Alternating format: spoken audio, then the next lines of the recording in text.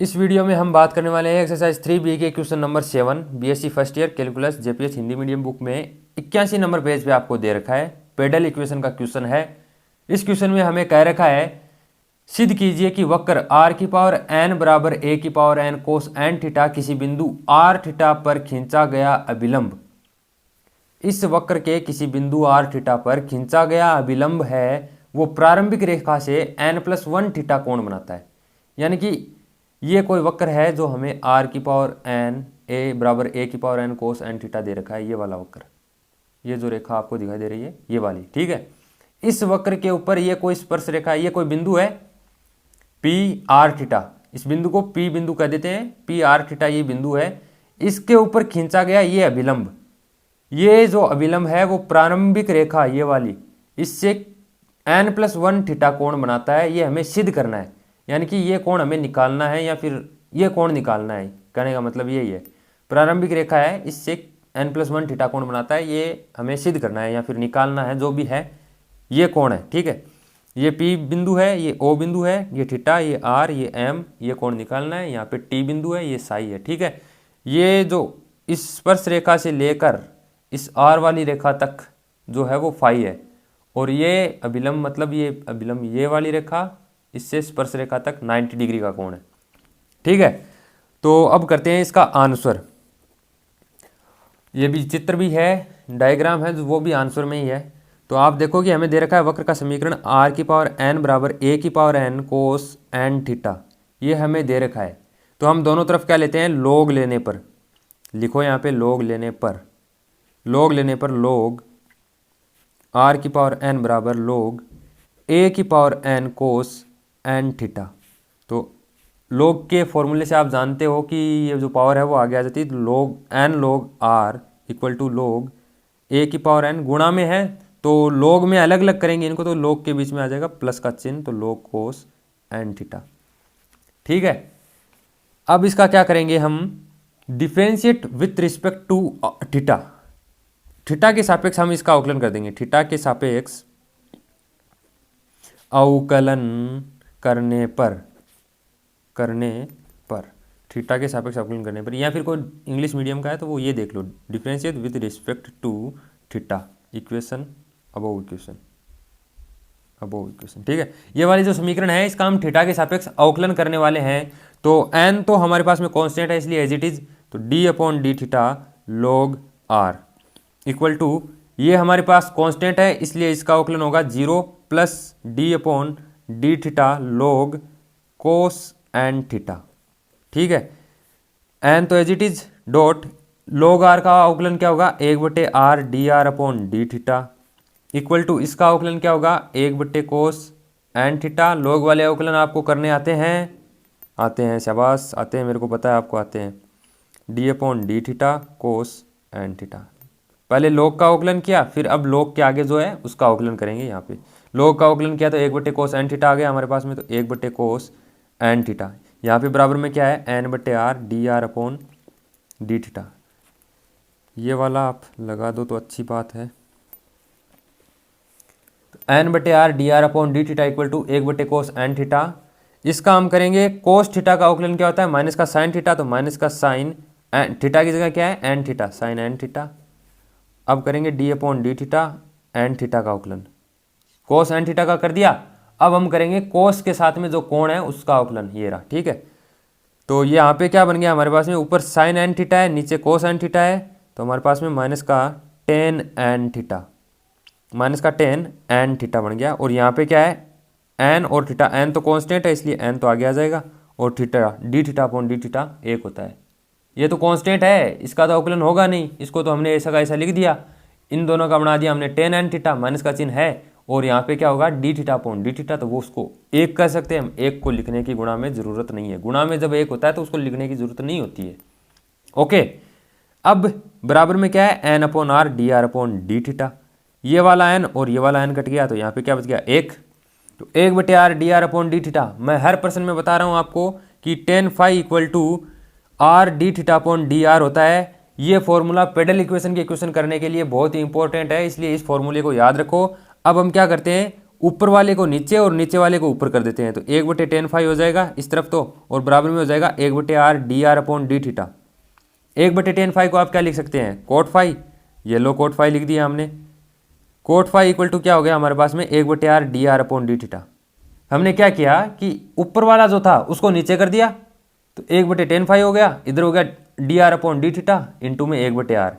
1/r dr/d theta बराबर 1/tan φ था, 1/tan φ को हम लिख सकते हैं cot φ, तो लिख दिया हमने 1/tan φ को दे दिया काट और cot φ लिख दिया। cot φ इक्वल टू क्या आ गया हमारे पास में 1/r dr/d theta. 1/r dr/d theta हमें क्वेश्चन में भी है, जो हम आंसर निकालने हमारे पास में है, तो 1/dr/d थीटा की जगह क्या रखेंगे हम, cot φ। ये लो cot φ लिख दिया। कहाँ से लिखा ये, यहाँ से, ये वाले फॉर्मूले को हमने थोड़ा सा सोल्व किया तो हमारे पास में cot φ आ गया। cot φ इक्वल टू आ गया हमारे पास में -tan and थीटा। ओके, ये cot φ आने के बाद में हम क्या करेंगे, cot φ लिख दिया हमने यहाँ पे, cot φ इक्वल टू आ गया -tan and थीटा। अब आप एक चीज़ देखो, -tan and थीटा है, या फिर इसको हम क्या लिख सकते हैं, cot थीटा, cot φ है, तो इसको tan, इसको रहने दो आप, इसको तो cot φ रहने दो। cot φ इक्वल टू क्या आ जाएगा हमारे पास में, इसको कर दो -tan and थीटा है ना, इसको क्या कर सकते हैं हम, cot φ equal to -tan and theta है, इसको लिख सकते हैं हम cot 90 प्लस 90 मतलब π/2 plus n theta. cot 90 plus theta क्या होगा हमारे पास में, -tan and थीटा। ठीक है, कोट से कोट कट जाएगा, तो φ इक्वल टू हमारे पास में आ जाएगा π/2 plus n theta. π/2 plus n theta, ये हमारे पास में φ की वैल्यू आ गई है। कैसे आ गई, आप देखो, ये कोट π/2 प्लस एन थीटा बराबर -tan and थीटा ही होगा। ये एक फॉर्मूला होता है ये वाला, जो आपको शायद 10th या 9th में बताया गया होगा। ठीक है, मतलब ये फॉर्मूला मान लो, ये एक सूत्र मान, कुछ भी मान लो यार, ये फॉर्मूला ही होता है, इससे ये आता है हमारे पास में, ये लगाते हैं ना हम, तो ये आता है हमारे पास में। तो इसको हम ऐसे लिख सकते हैं, इसको हम cot 90 प्लस एन थीटा लिख सकते हैं, यानी cot 90 माइनस, मतलब यार आपको समझा देता हूँ थोड़ा सा। cot 90 माइनस थीटा क्या होता है, tan थीटा होता है। यहाँ पे क्या है, tan थीटा तो नहीं है, -tan and थीटा है, यहाँ पे माइनस का चिन्ह लगेगा। कब लगेगा, जब यहाँ पे प्लस का चिन्ह हो जाएगा। cot 90 प्लस थीटा क्या होगा, -tan थीटा होगा।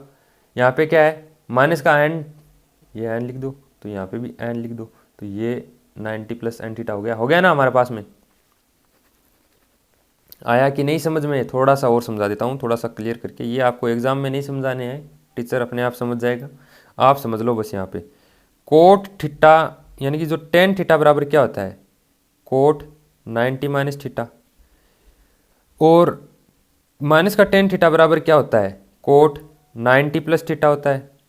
हमारे पास में क्या है, -tan and थीटा है, तो यहाँ पे भी n आ जाएगा, तो cot 90 का π/2 प्लस एन थीटा, ये रख दिया हमने। तो cot से cot कटा, फाई की वैल्यू हमारे पास में आ गई π/2 प्लस एन थीटा। लेकिन हमें फाई की वैल्यू नहीं निकालनी थी। फाई तो ये वाला है, इसकी वैल्यू आई है हमारे पास में, हमें तो इसकी वैल्यू निकालनी थी। ठीक है, तो हम क्या करेंगे, पहले हम निकालेंगे कोण जो OPM है ना कोण, ये वाला कोण, ये वाला कोण हम निकालेंगे पहले। लेकिन ये वाला कोण निकालेंगे हम अगले पेज पे। कहाँ पे, अगले पेज पे। तो चलिए अगले पेज पे, याद रखिएगा ये O ये M, ये मतलब चित्र आप स्क्रीनशॉट ले लीजिए या फिर कहीं ये चित्र बना लीजिए, तो आपको थोड़ा सा याद रह जाएगा। अगले पेज पे चलते हैं। अब हमें क्या करना है, हमें लिखना है अकॉर्डिंग टू द फिगर के अनुसार हमारे पास में कोण, मैंने अभी भी बताया, कोण OPM जो हमारे पास में ऐसे वाला था, वो क्या होगा, कोण OPM इक्वल टू φ माइनस π/2 होगा। φ माइनस π/2 कैसे होगा, अभी मतलब आप देख सकते हैं, ये चित्र कुछ ऐसे था, ऐसे थोड़ा सा ये वक्र था ये। तो ये हमारे पास में φ है, ये 90 है, और ये O है, ये M है, ये P है। तो ये कोण OPM है ये वाला, तो ये φ में से 90 हटा देंगे हम, तो ये कोण OPM बचेगा कि नहीं बचेगा, इतना सा। ठीक है, तो वही हमने किया है 5 माइनस पाई बटे 2। फाई की वैल्यू हमारे पास में अभी अभी क्या मिली थी हमें, पाई बटे 2 प्लस एन थीटा। ये फाई की वैल्यू मिली थी, ये रख दिया हमने माइनस का पाई बटे 2। तो ये कोण O P M equal to, तो कोण O P M equal to क्या आ जाएगा हमारे पास में, माइनस पाई बटे 2 से ये प्लस का पाई बटे 2 कट जाएगा तो एन थीटा। कोण ओ पी एम आएगा हमारे पास में एन थीटा। ठीक है, कोण ओ पी एम आ गया हमारे पास में एन थीटा। अब आप देखो हमें कौन सा ज्ञात करना था, ये डायग्राम मैं यहाँ पे टेम्परेली बना रहा हूँ। ये कुछ ऐसा डायग्राम था, ये ओ, ये एम, ये पी, तो कोण ओ पी एम ये हमारे पास में आ गया एन थीटा, और ये कोण हमारे पास में थीटा है। ये कोण हमें निकालना था, तो ये कोण प्लस ये कोण होता है कि नहीं होता है। ठीक है, तो त्रिभुजों वाले सूत्र से हम देखते हैं, चूंकि कोण पी एम, ये टी भी था हमारे पास में, तो कोण P M T equal to कोण P M T equal to कोण ओ पी एम प्लस कोण पी ओ एम, कोण ओ पी एम प्लस कोण पी ओ एम। तो कोण ओ पी एम हमारे पास में एन थीटा है, प्लस कोण पी ओ एम क्या है हमारे पास में, ये वाला कोण पी ओ एम, ये वाला थीटा। थीटा रख दिया हमने।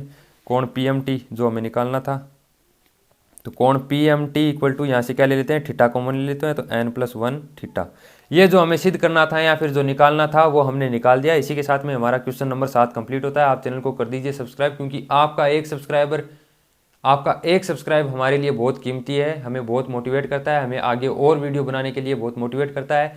हम ऐसे वीडियो बनाते रहेंगे, आपके लिए प्रैक्टिकल फाइल भी अपलोड करेंगे और आपके लिए क्वेश्चन पेपर भी अपलोड करेंगे, और BSc second year, BSc third year जितने भी क्वेश्चन वगैरह सब कुछ आपको प्रोवाइड करेंगे। बस आप हमारे चैनल को सब्सक्राइब कर दीजिए प्लीज़। धन्यवाद।